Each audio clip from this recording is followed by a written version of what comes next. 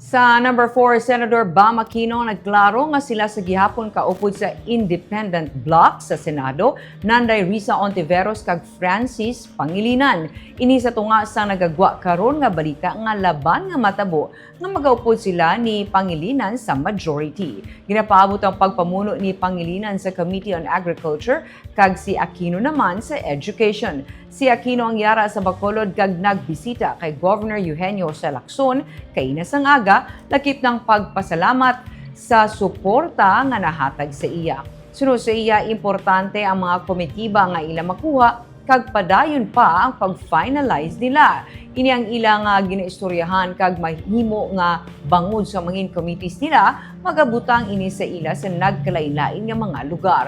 Kung magasuporta man siya sa presidency ni Senator Cheese Escudero sa 20th Congress, ini ang ila pa man gina-finalize. Samtang pila sa gintalakay nila ni Governor Lacson, sunod sa senador, ang reforestation projects ng DNR kag suporta sa sugar industry. Dalasang climate change patahag ni Aquino may tion nga naapektuhan ang pagtupa sang ulan, gani nagkulang ang kinahanglanon nga tubig para sa katubuhan. Ginalantaw nga mahimo maggamit ang solar irrigation para makabulig man suno sa iya. So baka kailangan ng tulong sa solar irrigation and all of this. No? So these are different things that we want to help out on. But more importantly, sabi ko rin kay Governor Bong na moving forward, I'm a phone call away. Kung may kailangan ng probinsya, pwede tayong tawagan at pwede tayong natulungan. The reports in the national newspapers that you have betrayed the opposition and have left Risa Hontiveros alone because you're joining Cheese Escudero. No, we're still together in the independent bloc.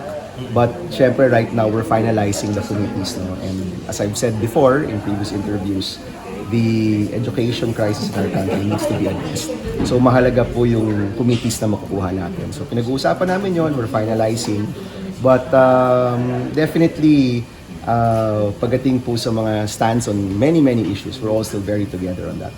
So you'll remain within the independent bloc? No, actually we are an independent group. But with regard to the committees, we're still finalizing that.